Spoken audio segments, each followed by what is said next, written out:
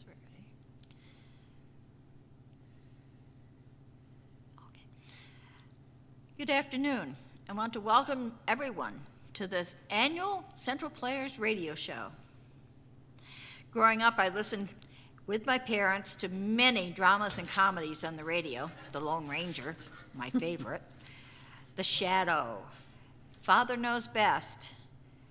Being a retired radio news reporter and announcer, I still love radio. We hope you will enjoy today's trip down memory lane as much as we enjoyed preparing it for you. I'd like to thank the church for their hospitality, the players for their time and their talent. I especially want to thank the marvelous tech team. Without them, we wouldn't be able to present this to everyone. Our stories today are a mystery, Sorry, Wrong Number, starring Cindy Tedeschi and Horace King as the Man in Black. Then there is a 5-minute mystery called My Pal Patsy, starring Sean Stafford, 𝘾𝙀𝙐𝙍𝙏𝙃 Hansen, Horace King, and Amber Gaylord. We finish with a comedy, Fibber McGee's Closet. This is the first episode where his closet is introduced. It's starring Knut Hansen as Fibber, Amber Gaylord as Molly, and there are some incidental characters played by Sean Stafford, Horace King, and myself, Marie King. And now, let's start with suspense.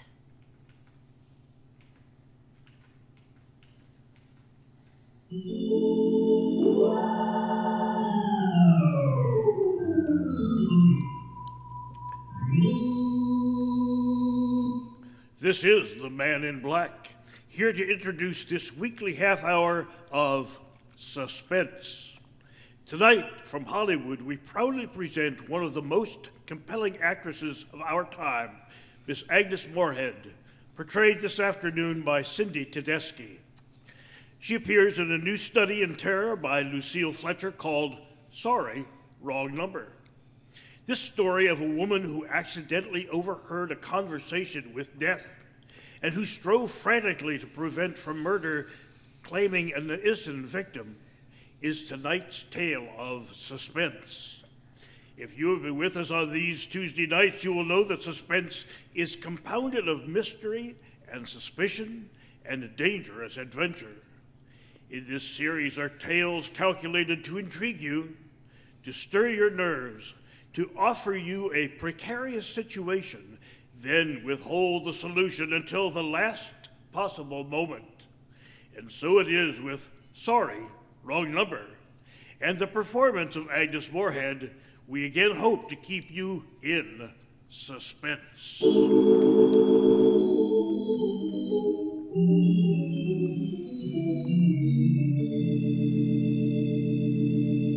The producers and sponsors of Suspense feel that tonight's story is so unusual that it merits a departure from established radio formulas.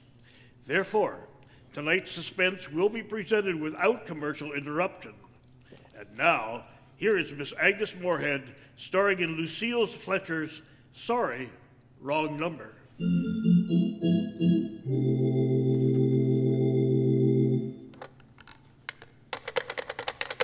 Oh, how awful, how unspeakably awful.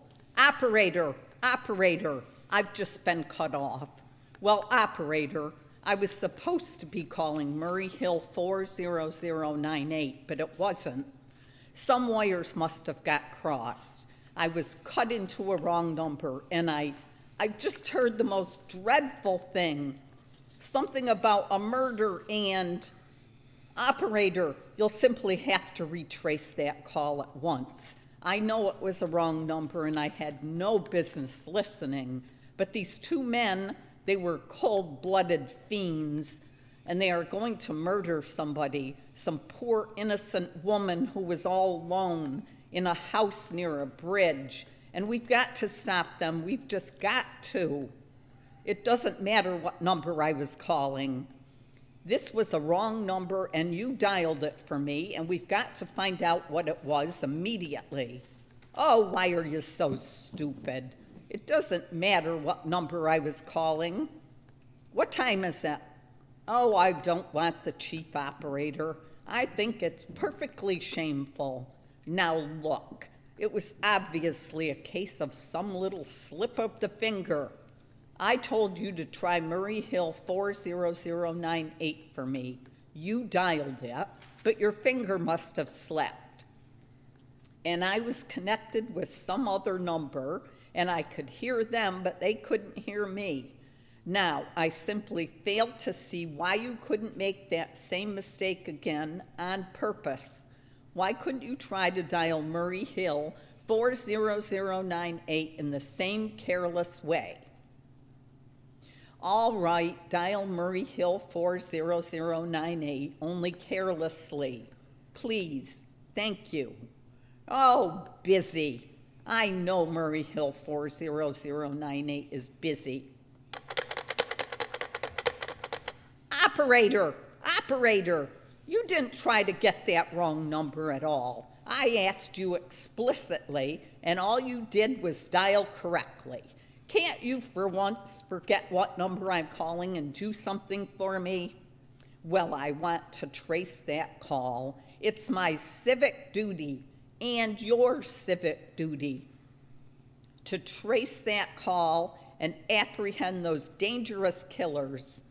And if you won't, all right, get me the chief operator. Oh, very well, please do. All this talk can't make anyone understand. It takes so much time to get anyone. Chief operator, I want you to trace the call, a telephone call, immediately.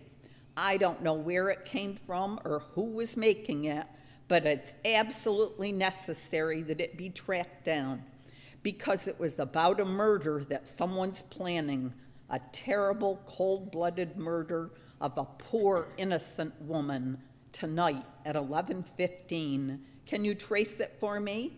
Can you track down those men? It depends. It depends on what? Has it been disconnected? Of course it's been disconnected. That was at least 5 minutes ago, and they didn't seem to be the type that would make a long call. My name is Mrs. Stevenson, Mrs. Albert Stevenson. But listen, my phone number is Plaza 3 2093. But if you go on wasting all this time, why do I want the call traced? Why? Oh, no reason. I mean, I merely felt very strongly that something ought to be done about it. These men sounded like killers. They're dangerous. They're going to murder this woman, 11:15 tonight, and I thought the police ought to know. No, I haven't reported it to the police. Well, no, not yet. Yes, but meanwhile, oh, for heaven's sake, you mean to tell me I can't check this as a private individual when there's going to be a murder without getting tied up in all this red tape? Why, it's perfectly idiotic. I'll call the police. Oh, I never heard of such nonsense police department. I can't see why you have to go through all this business.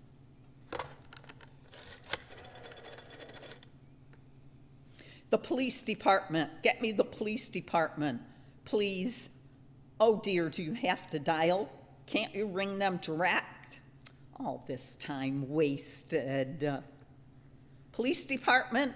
Oh, this is Mrs. Stevenson, Mrs. Albert Smythe Stevenson of 5353 North Sutton Place. I'm calling to report a murder.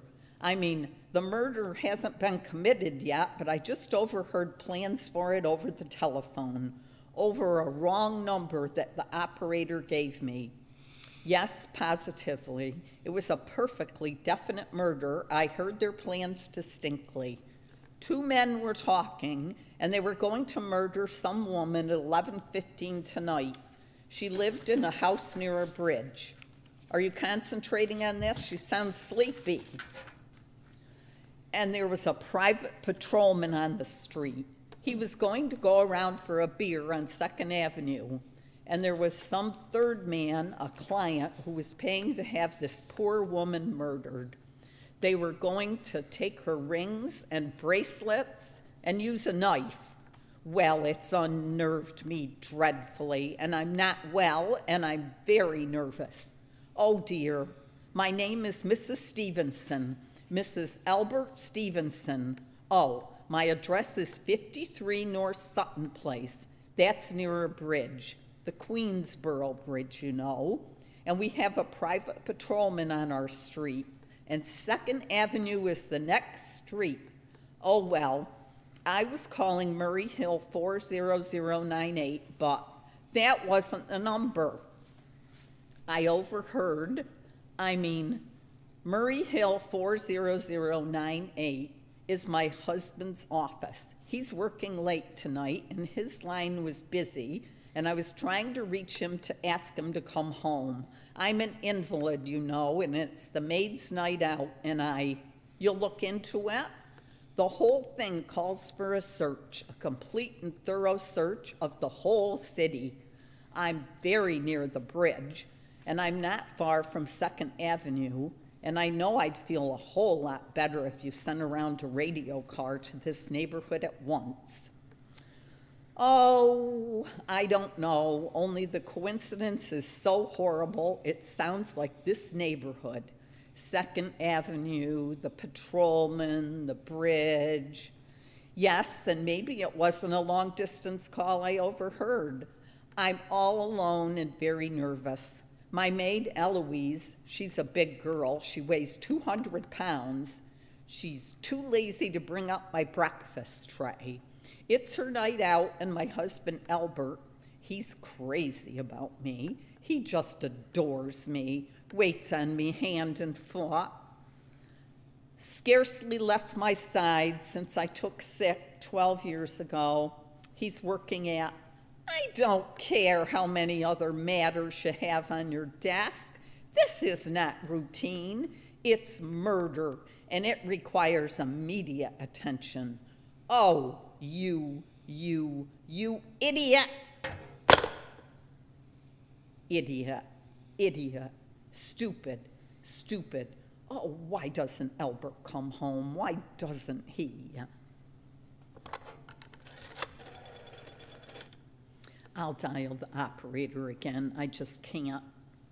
Operator, for heaven's sake, will you ring that Murray Hill 40098 number again? I can't think what's keeping him so long. Well, try. I don't see why he doesn't answer. It makes me so nervous. I can hear it. You don't have to tell me. I know it's busy.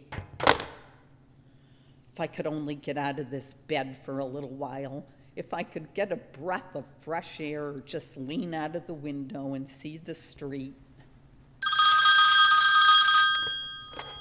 Hello, Albert? Hello? Oh, what's the matter with this phone? Hello?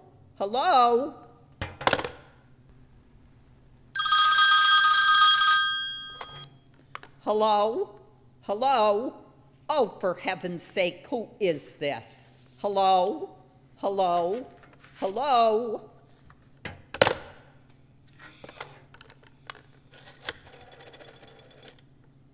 Who's trying to call me? What are they trying to do to me? Operator, I don't know what's the matter with this telephone, but it's positively driving me crazy. I've never seen such inefficient, miserable service. Now look, I'm an invalid and I'm very nervous, and I'm not supposed to be annoyed much longer. Well, everything seems to be the trouble. I haven't had one bit of satisfaction out of one call I've made this evening. The whole world could be murdered for all you people care. And now my phone keeps ringing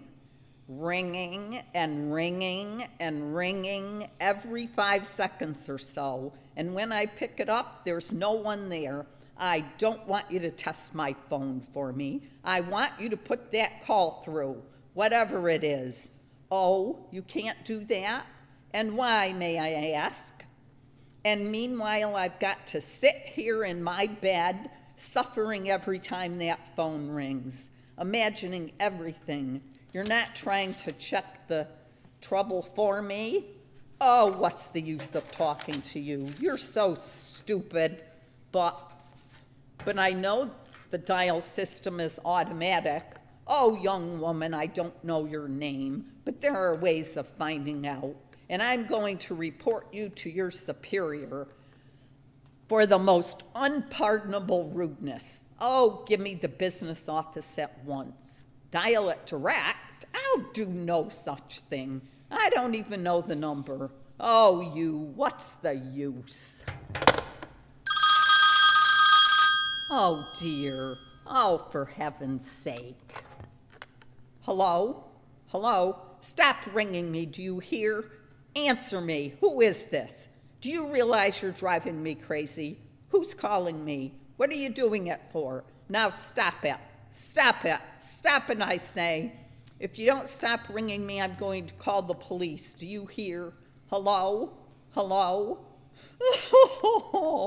Yes, this is Plaza 3, 2098. I'm sorry. I'm sorry. Who? Oh, Western Union. Yes, this is Mrs. Albert Stevenson. Will you read the telegram, please? Yes, that's the address. Darling, terribly sorry. Tried to get you the last hour, but the line busy. Leaving for Boston 11 p.m. tonight on urgent business. Back tomorrow afternoon. Keep happy. Signed, Albert. Oh, no. No, I don't want a copy of the message. Good night. Oh, Albert, how could you? How could you? When you knew I was going to be alone. I can't be alone tonight. Well, if I'm alone one more second, I'll go mad.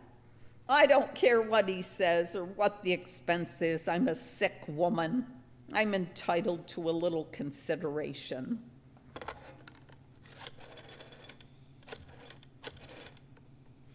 Information. I want the telephone number of 𝘾𝙀𝙐𝙉𝙏𝙍𝘾𝙀 Hospital. No, I don't know the street address. It's very small, private, and exclusive hospital where I had my appendix out 2 years ago. 𝘾𝙀𝙐𝙉𝙏𝙍𝘾𝙀, Henchly. Please hurry, and please, what is the time? Oh, for heaven's sakes, I've no time to dial. What is the number of 𝘾𝙀𝙐𝙉𝙏𝙍𝘾𝙀 Hospital? Butterfield 39970.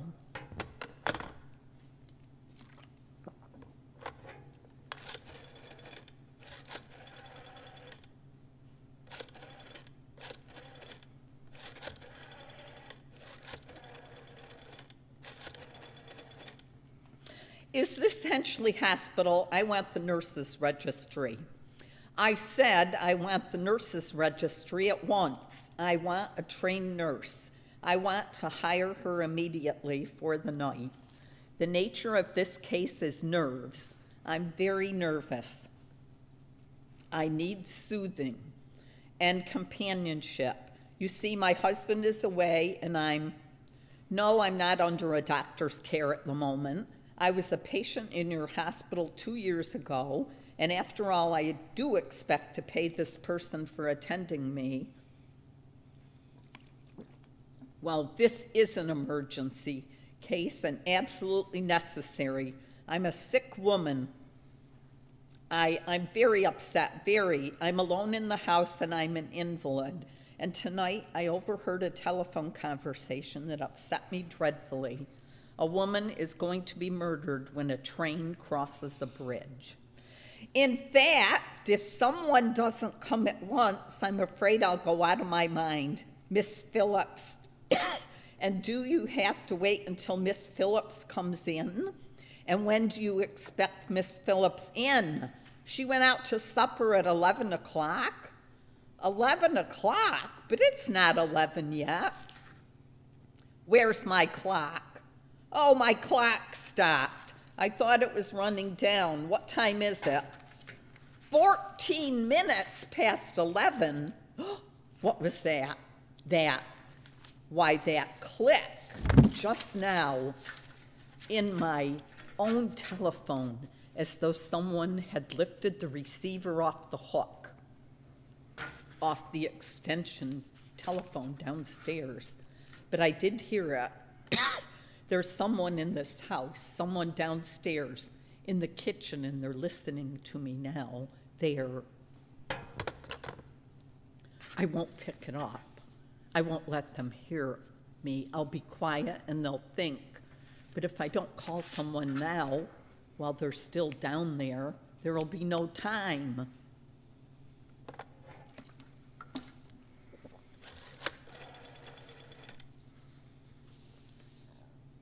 I've got to get that operator. Operator. I'm in desperate trouble. I don't dare speak louder. There's someone listening. Can you hear me now? But you've got to hear me. Oh, please, you've got to help me. There's someone in this house, someone who's going to murder me, and you've got to get in touch with the... Oh, there it is. Did you hear it? He's put it down. He's put down the extension phone. He's coming up the stairs. Give me the police department. Give me the police. I can hear him. Hurry, hurry.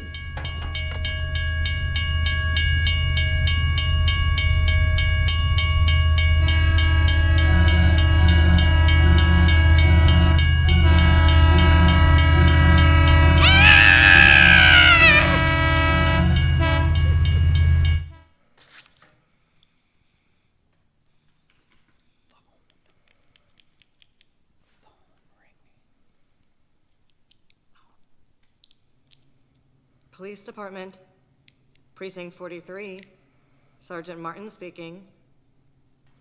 Police Department, Precinct 43, Sergeant Martin speaking. Yes, sir. What, sir? Wrong number? Okay, good night, sir.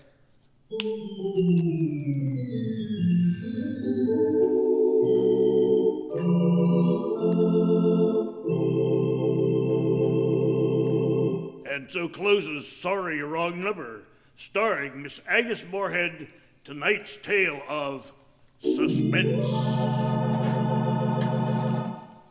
This is your narrator, the Man in Black, who conveys to you CUMC's invitation to spend this half hour in suspense with us again next Tuesday, when Mr. Donald Crisp and Mr. John Loda will star in the suspense play called The Extra Guest.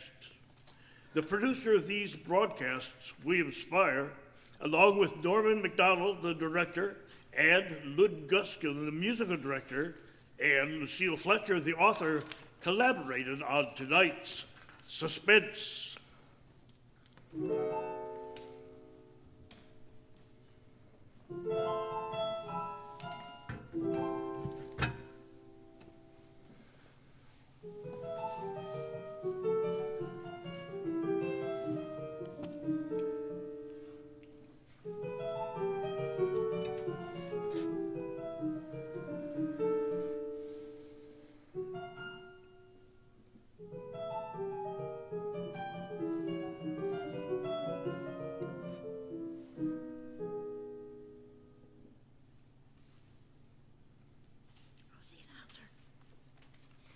Another 5-minute mystery.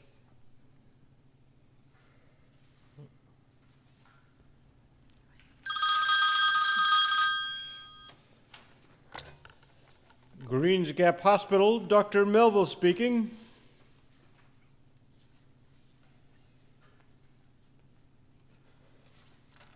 Dr. Melville, there's been an accident out at Echo Cavern. Accident? What kind of accident? Two men was exploring and they got lost last night. One's unconscious, and you better come quick before he's dead.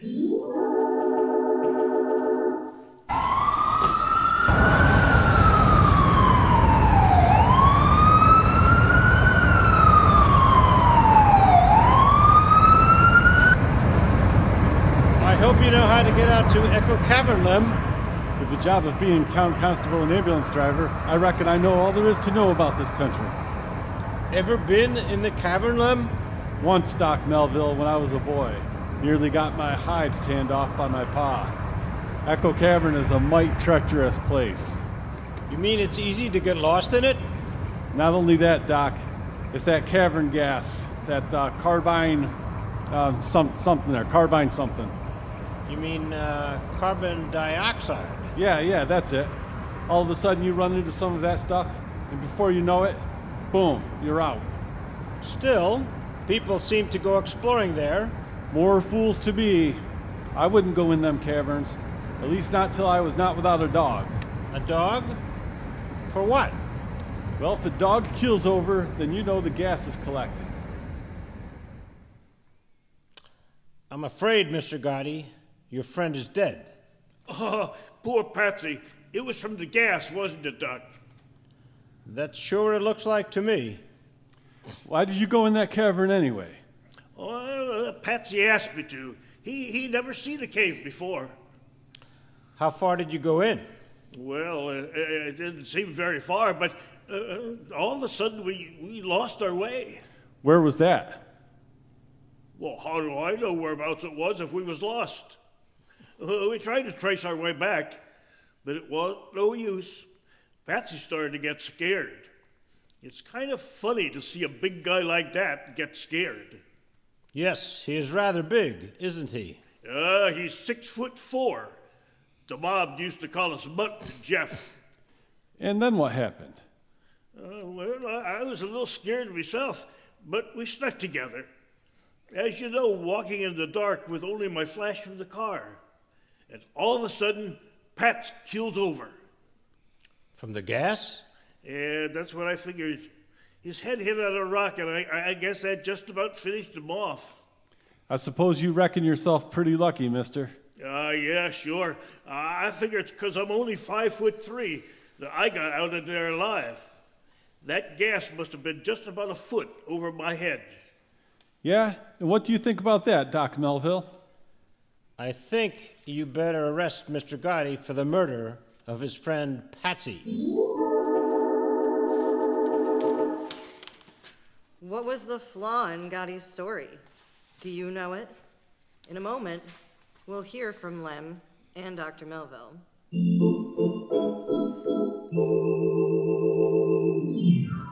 And now, let's see whether you're as observant as Lem and the doctor. Hey, Copper, let me put my hands down. They're tired. When you're in Green's Gap's jail, but not before that. I don't get it. It was a good story. I still can't figure out how you found out. Lem tells me they used to take dogs into the cavern because the gas is heavier than air. It collects on the floor, you know. If you really met gas, you would have keeled over first, before your pal Patsy. Well, what do you know about that? I tell you, nowadays in this morning biscuit, you need a college education.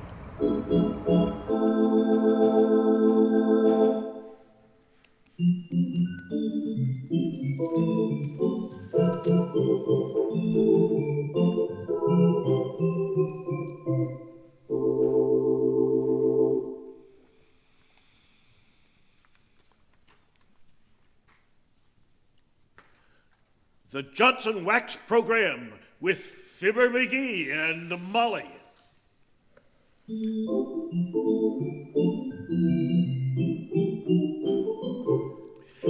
The makers of Johnson Wax and Johnson Self-Polishing Glow Coat present Fibber McGee and Molly. And once again, it's Fibber McGee and Molly time. Fibber McGee and Molly, the dramatic story of a woman with her faith in a man, and a man with his face in a newspaper. Will something exciting, unusual, or momentous take place in the little frame house at 79 Wistful Vista tonight? Is that expecting too much? Yes, I guess it is expecting too much. But anyway, here they are, Fibber McGee and Molly. Anything interesting in the paper, dearie? Well, here's an interesting article in Crop Surfaces, Molly. You don't say. Yeah, now take corn for instance. Certainly, we can dish it and we can take it out. Hey, I'm serious here. This writer says that if conditions keep up, the small farmer will be completely annihilated. Oh? Hey, what's annihilated? Annihilated? Oh, Why, that means, when the farmer, well, now, for instance... Where's the dictionary? It's probably in the closet with the rest of your stuff. Give me your key and I'll get it for you. Oh, no, you don't. You leave that stuff in that closet. I've got all my stuff arranged in there just the way I want it. Now, don't be silly. Give me the key. Well, okay, let's see now. Which one of these is the one? Heavenly days. Why do you carry all these keys? Does it make you feel important or something? What do you mean important? Every one of them keys is necessary. What's that little key there for? Well, this is a padlock key. What padlock? Well, for the backyard gate for where we used to live in Peoria. What are you keeping that for? Are you homesick? No, but if we ever move back to Peoria, I'd like to rent that same house, 'cause this key fits in the padlock there. You gotta think ahead of these things. And you see this key here? Looks like the key to a can of salmon. I use that to clean my pipe with. Oh, I see. Now, let's see, which one of these keys is the closet door key? Say, maybe we better see if the closet is locked. Let me take a look. Oh, it's locked all right. You don't think I leave my personal defects laying around for any prowler to get his hands on, do you? Mickey, it isn't locked. Can you give... Oh. Can you give me a hand with all this stuff that's falling out? Help! Mickey, I'm buried alive! Get this junk off of me! All right, but Dad Rabbit, you might have been more careful. Quick! Help! There's funny little bugs all over me. Brush them off. Quick! Oh, calm yourself, calm yourself. Them are my trout flies. Oh. Doggone it, Molly. Why'd you have to go and mess up? Oh dear. Come in. Fair begin, Molly. Yes. Tell me, with all these radio shows being changed, is it true that you're going to cut your program down to 15 minutes? What do you mean, cut it down? It's only 15 minutes already. What? Boy, it sure seems like a half hour. Well, as the guy says when he falls off his horse and heard something bust, that sounded like a rib. Well, never mind that now.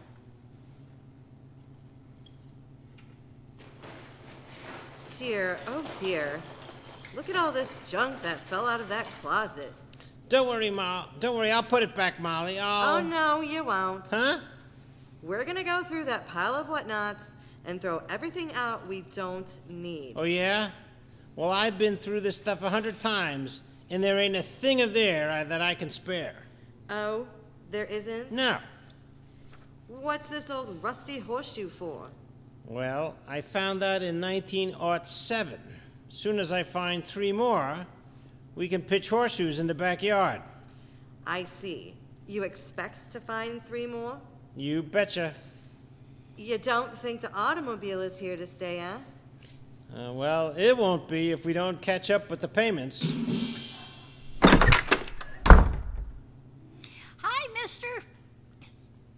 Oh, hello there, little girl. What you want? You remember that job you promised me to take care of your baby, only you didn't have one? So I was going to bring my little brother over and take care of him. Remember? Do you? Yeah, sure, I remember, but I... Well, the deal's off, see? What you mean the deal is off? In the first place, there wasn't any deal, and in the second place... My mommy had to take my little brother to the doctor today, so I can't bring him over. Oh, well, that's too bad. What's the matter with your little brother? Anything serious? My mama thinks so. Oh, she thinks so, huh? Uh-huh. She thinks so. She thinks he swallowed a dime. Swallowed a dime? Well, say that is serious. No, it isn't. Yes, it is. No, it isn't. Oh, yes, it is. He didn't swallow a dime, I betcha. Huh? It's only 8 cents. Only 8 cents? How do you know? Well, we were playing slot machine and I fed it to him. What you doing, mister? Well, we're cleaning out this closet, if you must know. I mustn't. Mustn't what? No. No? Yes. What? Huh? Oh. Hey, listen, kid. Suppose you go on home and annoy somebody else. Go bother your daddy. He isn't home. He's working on the senseless. On the what? The senseless. He goes to people's doors and asks them how many people in the family and how old are you and all the stuff like that there, I betcha. Oh, you mean the census. Shucks. I didn't think a kid your age knew what a census was. Well, I do, I betcha. Yeah? A census is a information please in the red, white, and blue network. Well, goodbye, mister.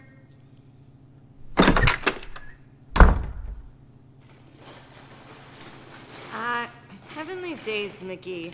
Imagine all this stuff falling on a one little closet. How'd you ever get it in there? I don't know. I guess I just inherited a gift for packing. My great Aunt Minnie had a job stuffing pimentos into olives. Oh, hey, look at this, Molly. It's a table I made in manual training. Yeah. Didn't you ever finish anything? It's only got 3 legs. Well, they wouldn't let me stay in 5th grade for another year. Mickey, look. One of our old dance programs from before we were married. I didn't know you were so sentimental, dearie. Is that a dance program? I was saving it on account of that little pencil hanging onto it. You never know when you're going to need a pencil. Listen to this. Waltz, waltz, turkey trot, waltz, bunny hug, waltz, Texas Tommy, waltz. What? No schottisch? Grizzly bear, waltz. You had every dance with me but the last waltz.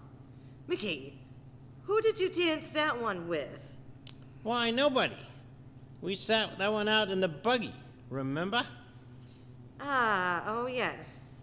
And we couldn't go back to the dance because you sat on a box of chocolate-covered cherries and spoiled your white pants. Well, let me see, Molly. How about this old photograph album here? I should say not. That's got all our family pictures in it.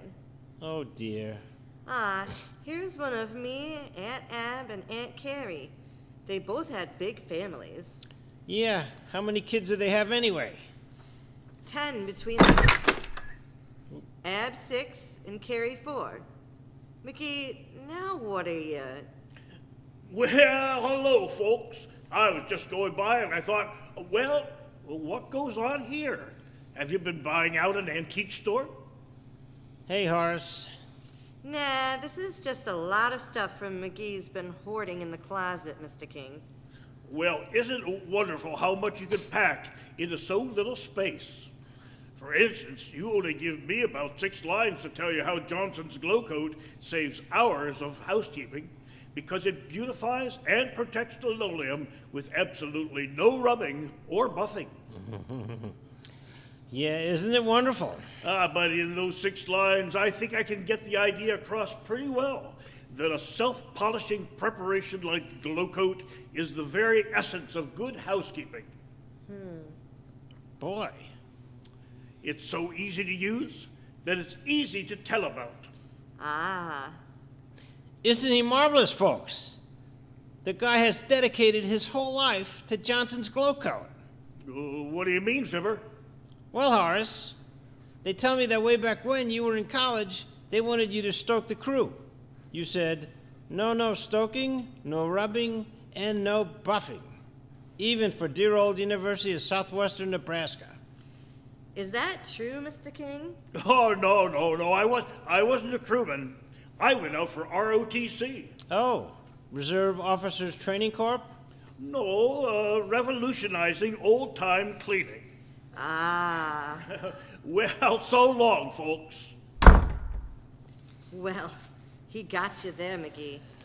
Well, as the golf ball says when it lands 5 feet from the tee, I think I've been topped. You mean you're gonna keep all this junk? Can't we throw any of it out? Nope. No, sir. I've got a use for every one of these things. Now, you don't need this, do ya? Huh? Now, what good is one snowshoe? Why? One what? Snowshoe.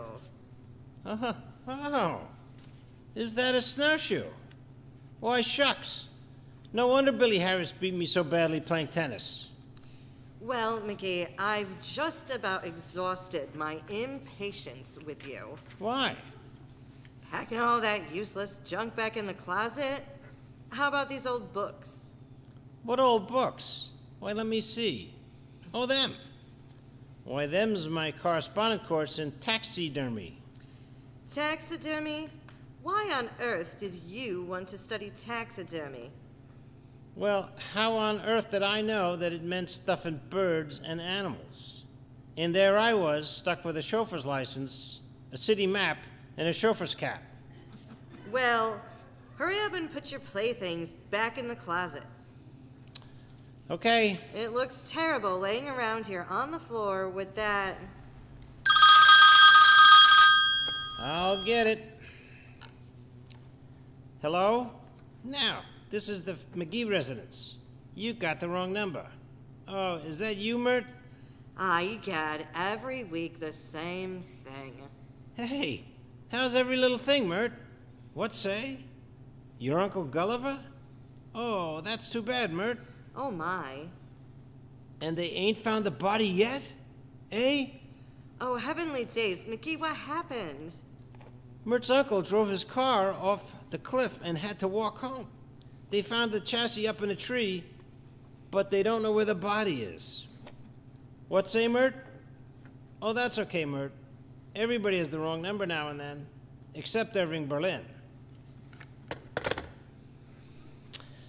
Well, let's see now. McGee, why are you saving this long stick of bamboo?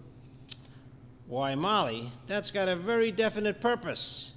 If I was offered a job as a sparring partner for Joe Louis, that's the 10-foot pole I wouldn't touch it with.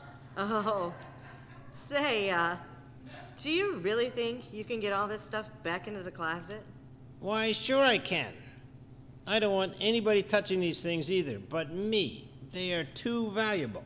Oh. I'd had it done an hour ago if I hadn't been interrupted so much. All right. You do it then. I have some work to do in the kitchen. All right, I'll get it, Dad Rabbit. I wish someone would just crawl in through the window just for the novelty of it. Come in. Well, hello there, McGee. Ah, it's you. Just thought I'd come in to tell you that, my goodness, what is all of this? Oh, just something out of my closet. I'm straightening it up. Hey, Gildersleeve, put that hatchet down. I'll do no such thing. That's my Boy Scout hatchet you borrowed last summer. Dad Rabbit, it ain't nothing of the kind. That's my Boy Scout hatchet. Nope. Look at the insignia on the handle there. Owl Patrol. Yeah, I belong to the Owl Patrol myself. Oh, yeah? You in the Owl Patrol? Huh. Why, you don't even know the password of the Owl Patrol. I think it was Owl Jolson or Whoo! Well, somebody must have told you. Listen here, Gildersleeve. I bet you don't know a thing about scouting. I do too. I was an Eagle Scout with 26 merit badges. Go on. Can you tie a sheepshank? Can you mimic the mating cry of the chimney swallow? Nah, I don't think so.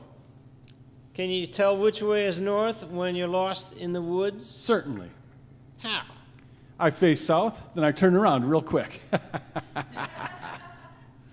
Look, Gildersleeve, if you're really a scout, you can do your daily good turn by scamming out of here and let me finish putting all this stuff back in my closet. Well, all right, McGee. Well, You sure that isn't my hatchet? on my word of honor as a member of the Owl Patrol, Gildersleeve. Well, all right, McGee. I'll see you later. Okay. Say, Huh? give me that password again, will ya?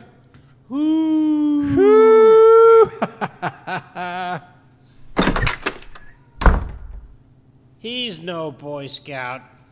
That guy couldn't build a fire in a hayloft by rubbing 2 sticks of dynamite together. Oh well, I gotta get the rest of this. That looks like about all of it. Yep, it's all packed back in there. Boy, what a job. Hey, Molly! Molly! What is it, McGee? Look, I got all that stuff back in the closet. It's all straightened out. Splendid, McGee, splendid. And after this, when you want something out of there, you let me get it for you. All right. Yep. But now that you've got the dictionary out of there, why don't you just leave it out? We may need it again. Uh-oh. What's the matter? I forgot to leave it out. I packed the dictionary back in there. Oh, heavenly days. Now there, here, you stay there, away from there. Now I know exactly where I put it. I can get it out without any problem. Oh.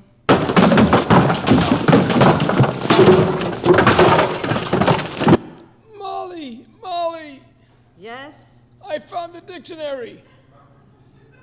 How do you spell annihilated? Now look, McGee, that junk of yours is positively not going back into that closet. Oh, yes it is. Oh, no it isn't. Hey, wait a minute. That's the wrong routine. Well, all right then. But if it goes back in there, I'll arrange it myself. Now, you keep your hands off it this time. You gonna do it all by yourself? I am. Fine. As the fat lady says when she took off her corset, that lets me out. Tain't funny, McGee. Good night now. Good night.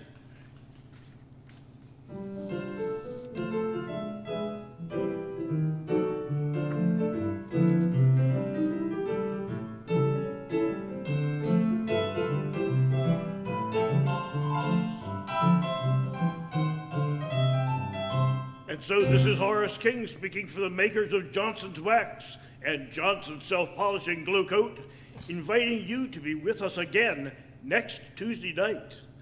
Good night. This is the National Broadcasting Company.